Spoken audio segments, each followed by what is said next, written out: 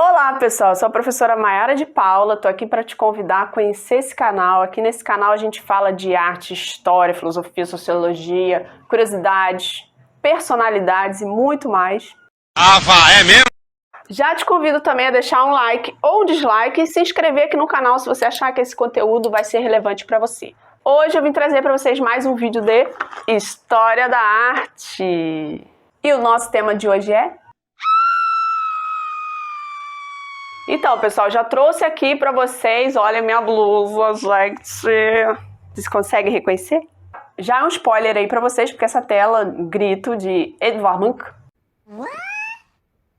Edvard Munch? Eu não entendi o que ele falou.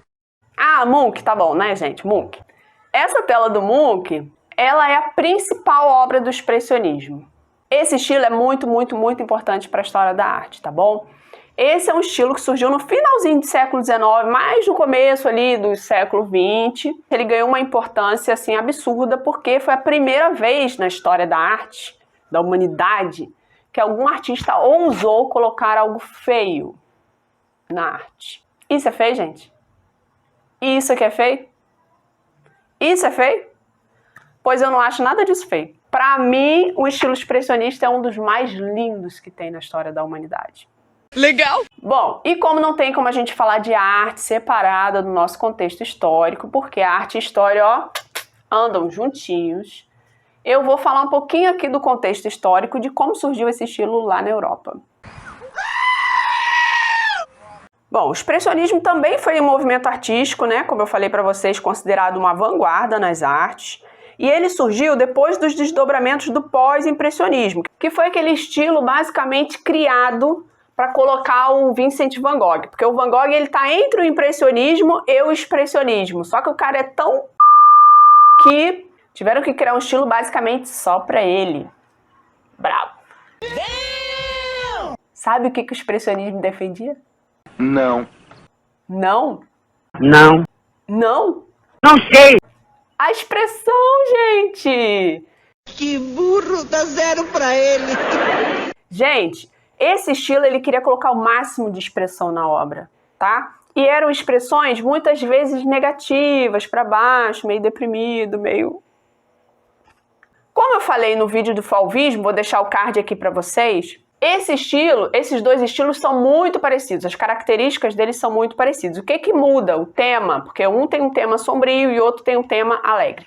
E a ideia do artista era colocar o máximo de emoção que ele queria. Porque desde lá do Renascimento, 500 anos atrás, o artista deixou de ser apenas um artesão, passou a ser artista. Então ele começou a se colocar na obra, ele começou a colocar as emoções dele dentro da obra, ele se permitiu fazer isso. Bem louco! Só que essas coisas demoram, né? Não é assim de uma hora para outra. Então, a partir do século XX mesmo, os artistas meio que se libertaram. Tanto é que no século XX é uma confusão de estilos artísticos que a gente fica até meio perdido. Tem estilo que começa e já entra no outro, tem artista que tem vários estilos, tá em vários estilos ao mesmo tempo, tem estilo que se confunde muito com o outro, tem um artista que ele se denomina de um tal estilo e o crítico de arte diz que ele pertence a outro estilo. Isso é uma confusão mesmo aqui muito comum do século passado, século XX, que foi o século que eu nasci, tá bom? Já tô bem velhinha.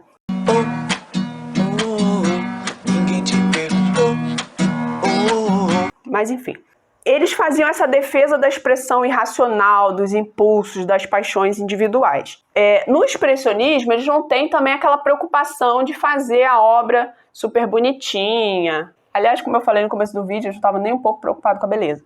Mas a forma também não era muito relevante para eles, né? As cores também eram fortes, também eram puras, não havia mistura de cores. A pincelada era... tinha esse negócio de detalhe não, gente.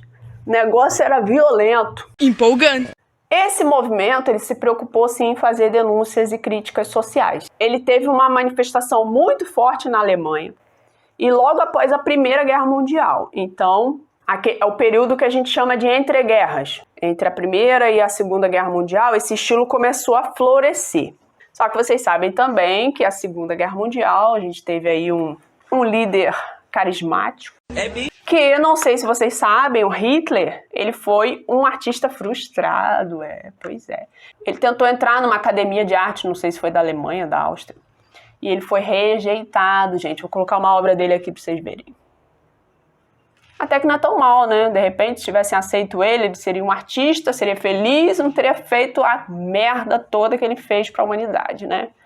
Mas isso aí é outro papo, né? Esse negócio de Primeira Guerra, período entre guerras, Segunda Guerra, Hitler, fica lá nos vídeos de história, depois vocês vão lá conferir também, que a gente está falando sobre expressionismo. Então, continuando, né? O Hitler, quando viu esse trabalho dos expressionistas, ele achou horrível.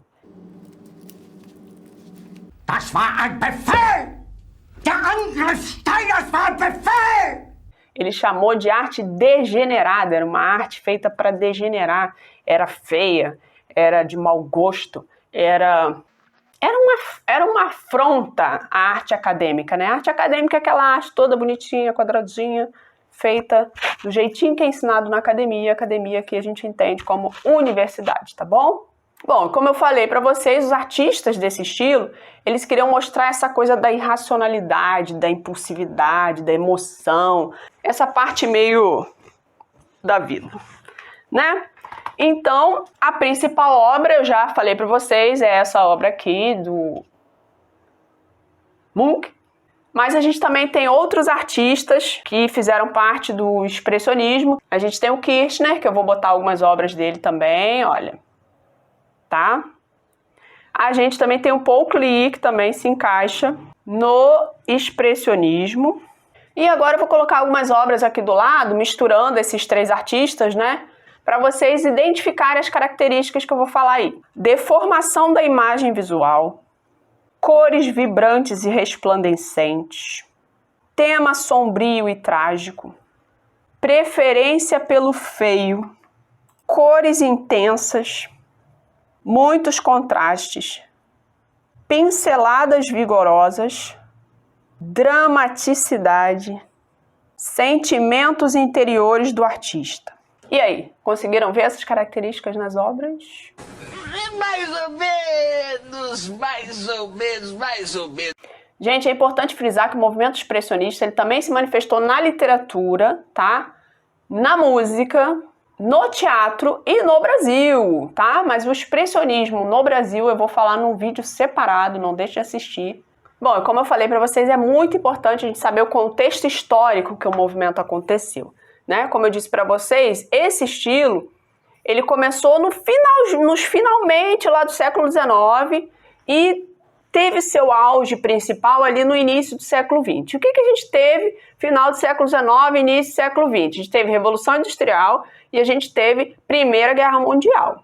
Bom, para começar com a Revolução Industrial, ela deixou essa impressão que o homem tinha virado uma máquina. Ou pelo menos ele teria que virar uma máquina, né? Senão ia acabar sendo substituído por ela.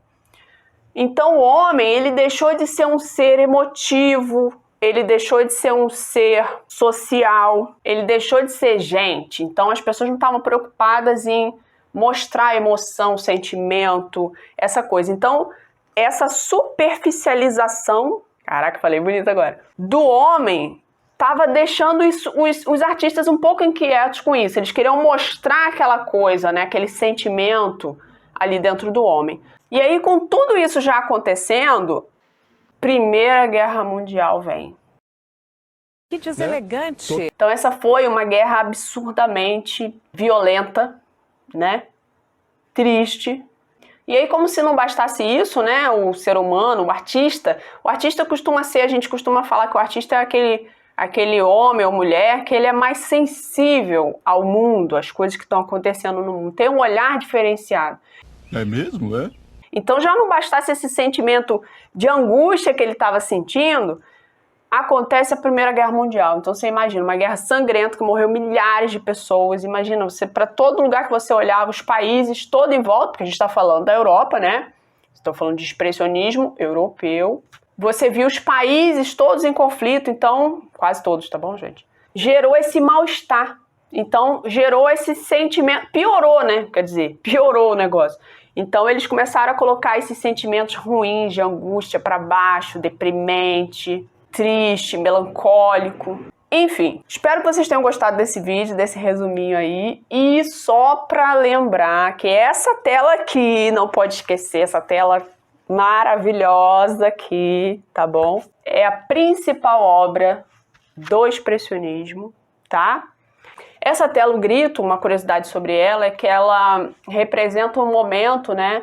A gente acredita hoje que o Edvard Munch, ele tinha depressão. E aí ele foi passear um dia com os colegas, né? Com 2 amigos, e ele... Imagino que ele não deveria querer sair à rua, e aí os amigos insistiram e eles foram. E em um determinado momento ele parou na ponte, os amigos seguiram andando, não viram ele, e ele se sentiu desesperado, apavorado. Então ele fez aquela cara e gritou. Ele escreveu, inclusive, num poema, que aquele grito saía da alma dele, né? Então, todo aquele céu nebuloso, como ele pintou, e aquela figura ali andrógena, desesperada, era a representação dele mesmo. E essa tela, ela teve várias versões, né? Teve uma que, inclusive, foi roubada, depois ela foi recuperada, e teve uma que pegou fogo. Enfim, tem várias curiosidades sobre essa tela. De repente eu posso trazer um vídeo só sobre essa tela, mostrando alguns detalhezinhos também escondidos nela. Posso trazer esse vídeo, de repente, falando especificamente dela, tá bom? 2000 anos depois.